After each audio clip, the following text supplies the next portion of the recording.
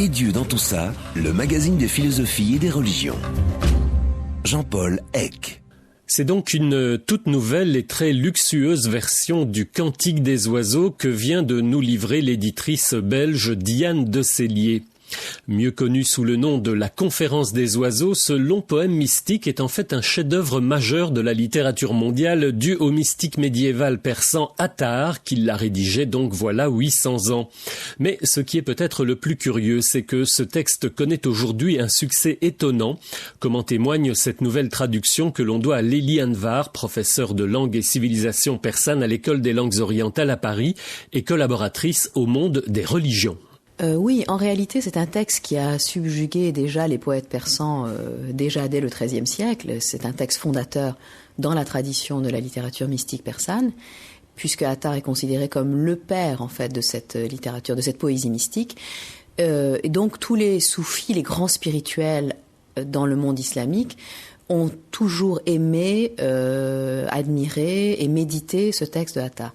C'est vrai qu'en Occident, l'engouement est plus récent, et je pense que nous le devons d'ailleurs à Peter Brook, qui il y a 20 ans déjà, ou peut-être même plus, avait monté effectivement un spectacle qu'il avait intitulé La Conférence des oiseaux, et je pense que tous les gens qui ont vu ce spectacle se sont intéressés ensuite à ce texte, et petit à petit, cet engouement a pris. En effet, j'ai vu qu'ici et là, il y avait presque toujours en cours un spectacle lié à cette histoire des oiseaux.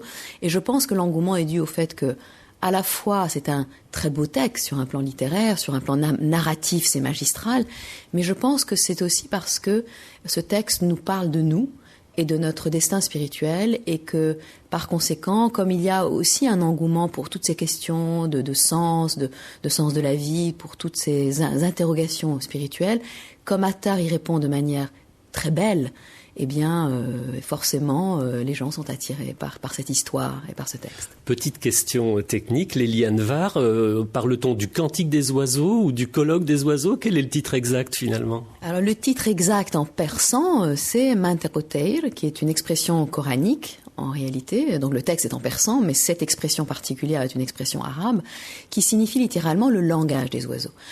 Et moi, je l'ai traduit par le cantique des oiseaux. Alors, très souvent, on a dit la conférence des oiseaux. Conférence, pas dans le sens donner une conférence, mais dans le sens rassemblement des oiseaux. Ce qui n'est pas exact, même si les oiseaux se rassemblent. Mais enfin, le titre exact, c'est le langage des oiseaux. Et je me suis dit, finalement, le langage des oiseaux, c'est quand même une forme de chant. Ce texte est un chant. Et en même temps, comme cette expression coranique vient d'une sourate, la sourate 25, dans laquelle c'est Salomon qui emploie ce nom, et il dit, c'est le roi Salomon qui dit « J'ai été enseigné, on m'a enseigné le langage des oiseaux », je me suis dit, pourquoi pas le mot « cantique », puisque le cantique renvoie précisément au cantique des cantiques, qui est un chant composé, dit-on, en tout cas, selon la tradition, par le roi Salomon. Et en même temps, ce texte de Attar est un texte essentiellement sur le cheminement par l'amour. L'amour, véritablement, l'amour pour le bien-aimé divin est au centre du texte, ce qui est le cas aussi du Cantique des Cantiques. Donc j'ai trouvé que finalement, c'était beaucoup plus beau, beaucoup plus juste aussi, étrangement, de l'appeler le Cantique des oiseaux. D'accord, donc le Cantique des oiseaux, ce texte de Attar. Est-ce qu'on peut dire, Lélie Anvar, en quelques mots, ce que ça raconte, sans tout dévoiler, mais encore qu'on doive sûrement entrer un petit peu dans le détail, voilà, à gros traits, ça raconte quoi ? Oui, alors ça raconte l'histoire en fait, c'est tous les oiseaux du monde qui un jour se rassemblent et qui se disent tous les peuples sur cette terre ont un roi, mais nous n'avons pas de roi. Alors, il faut qu'on en trouve un parce qu'évidemment, s'il n'y a pas de souverain, il n'y a pas d'ordre, etc. Donc, pour pouvoir structurer notre vie et aussi savoir où aller, il faut que nous trouvions un souverain. Et à ce moment-là, la huppe prend la parole. La huppe, à nouveau, c'est une référence salomonique, puisqu'elle est la messagère de Salomon. Elle prend précisément la parole en disant « Moi, je suis la messagère de Salomon. Moi, je sais où est notre roi. Je sais par quel chemin il faut passer pour y arriver. Et je peux vous montrer le chemin. » Et à ce moment-là, les oiseaux se mettent d'accord pour que la huppe devienne leur guide. Et elle va les encourager donc à entreprendre ce trajet vers la majesté souveraine qui s'appelle Simorgh, qui est évidemment un oiseau mythique qui se trouve dans la montagne non moins mythique de Qaf Et donc elle leur dit, voilà, notre majesté souveraine, c'est la Simorgue. Je fais peut-être une parenthèse pour dire que la Simorgue, en général, on le traduit par le Simorgue, et moi j'ai fait l'option de traduire par le féminin, pour des tas de raisons, mais en particulier parce que, donc en persan il n'y a pas de genre, mais que je vois bien dans tout le texte que Attar nous dit que la manifestation visible du divin est disons l'aspect féminin du divin. Donc ils partent à la recherche de cet être sublime de très grande beauté, la théophanie en réalité, qui est la souveraine du monde. Mais j'ai quand même dit le roi parce que après tout, on peut être la Simorgue et être le roi quand même. Donc voilà, donc ils partent avec la huppe et comme ils se découragent très vite, comme ils ont peur de faire ce trajet qui est très difficile, la huppe leur raconte des histoires pour les encourager. Et au final, ils ne seront que 30 à découvrir la Simorgue, qui finalement ne sera pas du tout ce à quoi ils s'attendaient. Alors là, on entre vraiment dans le fond du fond, je dirais, ou le fin du fin de l'histoire. Déjà, sur le nombre 30, il y a aussi une petite chose à dire, Lélie Anvar ? Oui, ce qu'il y a à dire, c'est que, en réalité, Attar a choisi cette histoire des oiseaux qui partent vers leur roi, est une histoire qui était connue déjà avant Attar. Mais l'invention géniale de Attar, c'est d'avoir dit que parmi les milliers d'oiseaux qui sont partis, beaucoup meurent, beaucoup abandonnent, il n'en reste que 30. Pourquoi ? Parce que ça lui permet de faire un jeu de mots sublime, à savoir qu'en persan, 30 oiseaux se dit Simorgue. Donc, Simorgue égale la Simorgue. Et effectivement, quand ils arrivent au bout du trajet, ils se voient eux-mêmes reflétés dans Simorgue. Et là, ils se rendent compte que finalement, ils ont cheminé en eux-mêmes vers eux-mêmes. Et en même temps, la Simorgue leur dit, oui, vous avez cheminé en moi et vers moi, mais tant que vous ne vous voyez que vous-même, c'est que vous n'êtes pas encore arrivé au bout du chemin. En réalité, il faut maintenant vous plonger dans mon feu, vous anéantir pour que vous puissiez comprendre enfin qui je suis. Et Attar conclut en disant, effectivement, les oiseaux se sont jetés dans le feu de Simorgue, mais là, il n'y a plus de mots pour dire ce qui leur est arrivé. Alors, on semble être très loin, là, des religions, dans ce qu'on en perçoit aujourd'hui, avec des pensées bien codifiées, des définitions de l'erreur et de la vérité, de ce qui est autorisé, de ce qui est interdit. On est dans un autre monde, et pourtant, bon, Attar était musulman, enfin, la Perse était déjà islamisée à l'époque. On est dans un autre registre, Lélie Anvar ? C'est-à-dire qu'on est dans un autre registre par rapport à ce que nous appelons religion aujourd'hui. Mais je crois que nous sommes en plein dans le vrai registre qui devrait être celui de toutes les religions, à savoir le plan spirituel. Et Attar, qui s'inspire profondément du Coran et qui le dit tout le long du texte, non seulement par des citations, et ne serait-ce par le titre, en tout cas, il y a des citations permanentes, des références permanentes au Coran, mais c'est un Coran qui est le Coran de son cœur, le Coran invisible, le Coran inspirant qui est à l'intérieur, qui est reflété dans l'âme humaine elle-même. Et je dirais que en cela, Attar est très moderne, parce que en même temps qu'il est profondément ancré effectivement dans la tradition musulmane, et qu'il fait d'ailleurs une louange du prophète, mais il fait une louange du prophète non pas comme un être de chair, mais comme étant le reflet de la lumière divine sur terre, donc, et aussi le reflet d'une lumière à l'intérieur de l'âme. Donc chez Attar, même chaque prophète est finalement un reflet à l'intérieur de chaque cœur. Et donc c'est la religion, mais c'est une religion totalement transcendée. Et il dira tout le temps dans le texte, ma religion est au-delà de la foi et de la mécréance. L'amour pour le bien-aimé est au-delà du bien et du mal. Donc c'est quelque chose qui est absolument au-delà du dogme, qui ne rejette pas non plus la religion dans le sens premier du terme, mais qui est évidemment qui transcende toutes les dimensions purement historiques ou morales ou dogmatiques. Et je dirais que c'est en cela aussi que Attar est particulièrement cher à mon cœur, parce que je crois qu'il touche au plus près de ce que les religions ont à nous apporter comme message spirituel, comme enseignement et comme, je dirais, comme enseignement fondamental. Attar était soufi, c'est un contemporain d'ailleurs d'Omar Khayyam. Pas tout à fait contemporain, donc c'est une génération après, mais oui, il était soufi, absolument, il le dit très souvent, mais ce n'était à nouveau pas un soufi classique, parce que c'est vrai que le soufisme a pris diverses formes, évidemment tout au long des siècles, mais on ne connaît pas à Attard, par exemple, un maître connu ou rattachement à une confrérie. Le soufisme dogmatique, le soufisme qui est comme une religion ritualisée, ne l'intéresse pas. Même en tant que soufi, Attard est à ce point, il est presque dans ce point d'unicité qui réunit toutes les spiritualités, quelles qu'elles soient. Et c'est peut-être ça aussi l'essence du soufisme. Le soufisme ritualisé, extérieur, dogmatique ne l'intéresse pas. Ce qui l'intéresse, c'est l'essence du soufisme qui, il le dit lui-même, c'est de retrouver la pureté de l'âme.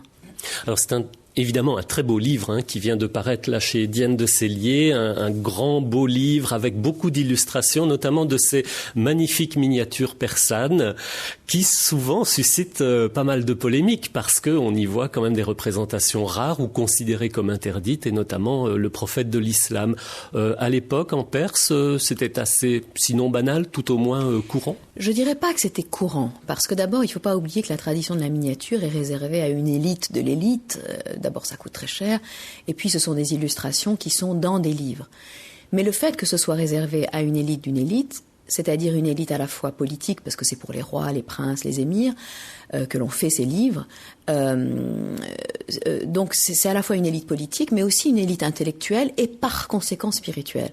C'est-à-dire qu'à cette époque-là, vous avez très souvent des gens qui sont à la fois des conseillers du prince, des grands poètes et aussi des grands mystiques. L'exemple le plus frappant étant au XVe siècle, par exemple, le poète Jami, qui était aussi ce qu'on appelle un cheikh al-Islam, c'est-à-dire une référence en matière de loi musulmane canonique.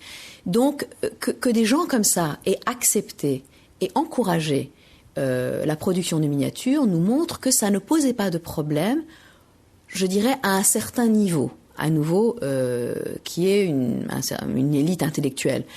Mais en tout cas, ils ne considéraient pas du tout, ces gens qui étaient des grands spécialistes de l'islam, bien plus que nous, ne considéraient pas du tout que c'était contraire à la lettre de l'islam ou à l'esprit de l'islam que de représenter le prophète ou quoi que ce soit d'autre d'ailleurs, tant que, évidemment, ces représentations étaient des représentations qui invitaient à une lecture herméneutique, c'est-à-dire à remonter de ce qui est visible vers le sens symbolique que propose l'image, à savoir de bien comprendre que cette représentation n'est pas une représentation du réel, ce n'est pas une photo, ce n'est pas un cliché, mais c'est une invitation à méditer sur le sens spirituel, par exemple, de l'ascension nocturne du prophète. Et comme par hasard, quand on représente le prophète, c'est très souvent dans la posture de ce qu'on appelle son ascension nocturne, c'est-à-dire quand il monte vers le 7e ciel et où il s'approche du trône de Dieu, qu'il peut voir donc à la distance de 2 flèches, nous dit le récit.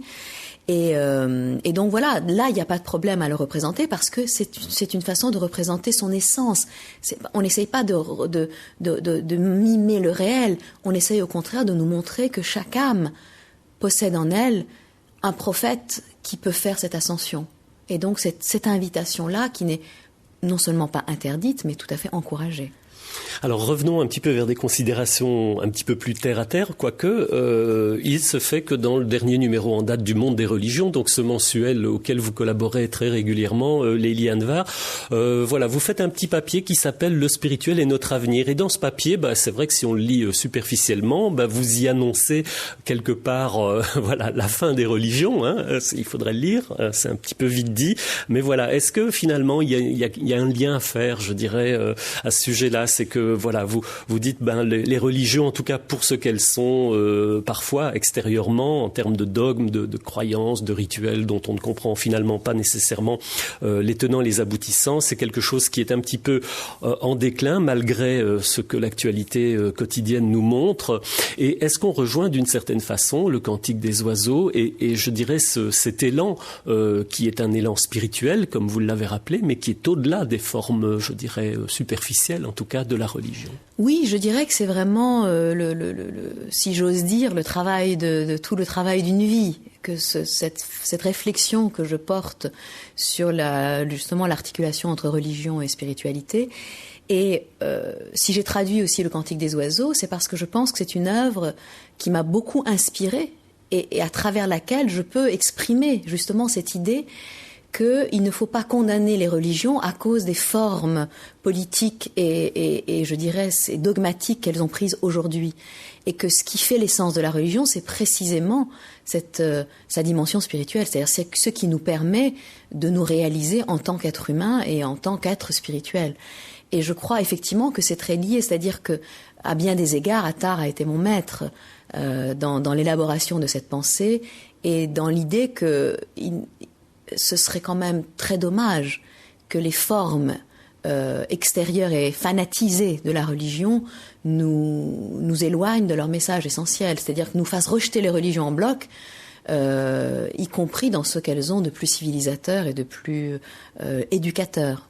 Et donc voilà, en cela il a été mon maître. C'est d'ailleurs, comme je le disais tout à l'heure, il ne rejette pas la religion, au contraire, mais il l'assimile dans une pensée beaucoup plus globalisante et universelle, en expliquant que si les religions ont été descendues, c'est pour guider nos âmes et non pas pour régimenter ou réglementer nos vies dans un système, dans un carcan. Voilà.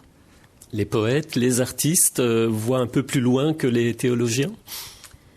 Alors, je ne vais pas me faire des amis, mais je crois effectivement, ça dépend aussi des théologiens. Il y a des théologiens qui sont très éclairés, mais globalement, je pense que oui. C'est-à-dire qu'à partir du moment où la religion devient instrument de pouvoir, elle devient un aveuglement. Alors qu'elle devrait être, au contraire, une façon de nous éclairer. Et sans aucun doute, les poètes, quand ils sont mystiques, quand ils ont la dimension spirituelle qu'avait Attard, parce que Attard n'était pas seulement un très grand poète, c'était aussi un très grand sage spirituel qui avait expérimenté tout le cheminement. Rumi disait de lui, Attard a traversé les 7 vallées de l'amour et nous sommes encore au coin de la rue. Je crois effectivement qu'il les avait traversées, sinon il n'aurait pas pu produire cette œuvre. Et cette œuvre n'aurait pas eu cette puissance évocatrice qu'elle a. Donc oui, je pense que les poètes, quand ils sont du gabarit de Attard, nous emmènent bien plus loin, nous projettent bien plus loin, nous transforment infiniment plus que les théologiens en tout cas. C'était donc Lélie Anvar qui nous parlait du Cantique des oiseaux de Farid al-Din Attard, dont une nouvelle et luxueuse version vient donc de paraître chez Diane de Sellier, éditeur. Et Dieu dans tout ça, le magazine des philosophies et des religions.